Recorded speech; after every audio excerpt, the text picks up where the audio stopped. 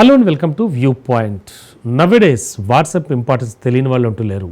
WhatsApp వల్ల అనేక important పనులు అంటే అఫీషియల్ డాక్యుమెంట్స్ కావచ్చు, చాలా కీలకమైన సైనింగ్ చేసిన పేపర్స్ కావచ్చు, ఇలా అంటే ఎన్నో విషయాలు వాట్సాప్ ద్వారా కూడా మనం ఖచ్చితంగా సాల్వ్ చేసుకోగలుగుతున్నాం. వాట్సాప్ వచ్చాక చాలా సువిధ అయిపోయిందని చెప్పచ్చు.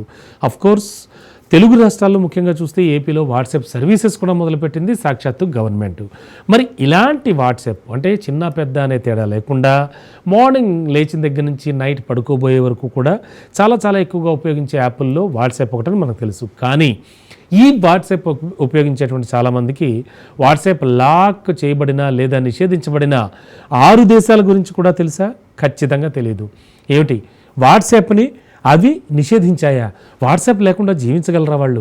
ఎస్, జీవిస్తున్నారు. వాట్సాప్ అయితే ఇప్పుడు చాలా పాపులర్గా అయిపోయినటువంటి ఇన్స్టెంట్ మెసేజింగ్ యాప్ మనకు తెలుసు. దీనికి పరిచయం చేయాలా చెప్పండి? ప్రతిరోజు లక్షలాది మంది యాక్టివ్ యూజర్స్ ఈ యాప్ను ఉపయోగిస్తున్నారు. ఖచ్చితంగా వాట్సాప్ ఉపయోగించే చాలామందికి వాట్సాప్ ముఖ్యంగా చూస్తే కనుక ఒక 6 దేశాలైతే ఖచ్చితంగా ఈ వాట్సాప్ను బ్యాన్ చేశాయి. ఎందుకు బ్యాన్ చేశాయి?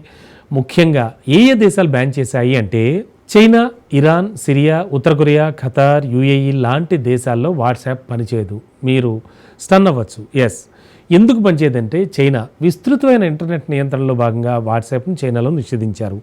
డేటా విధానాలతో మెరుగ్గా పనిచేసే చాట్ వంటి స్థానికంగా డెవలప్ చేసుకున్నటువంటి యాప్లను ప్రభుత్వం ఇష్టపడుతోంది. సో అందుకని అక్కడ వాట్సాప్ లేదు.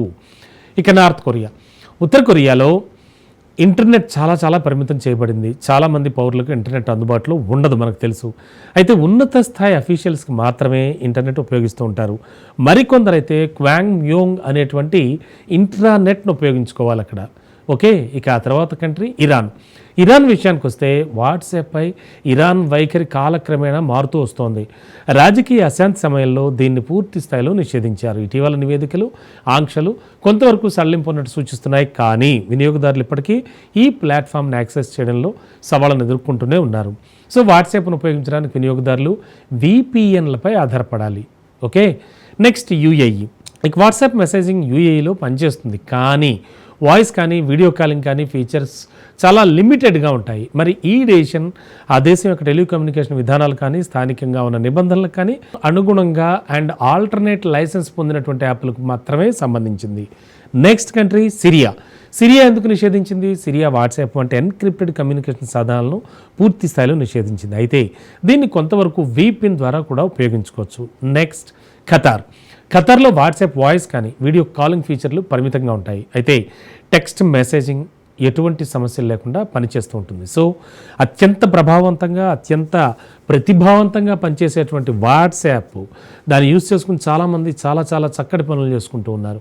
మరి ఇలాంటి వాట్సాప్ డైలీ లైఫ్లో ఒక భాగం అయిపోయిన వాట్సాప్ ఈ కంట్రీలో అయితే బ్యాన్ చేయబడింది.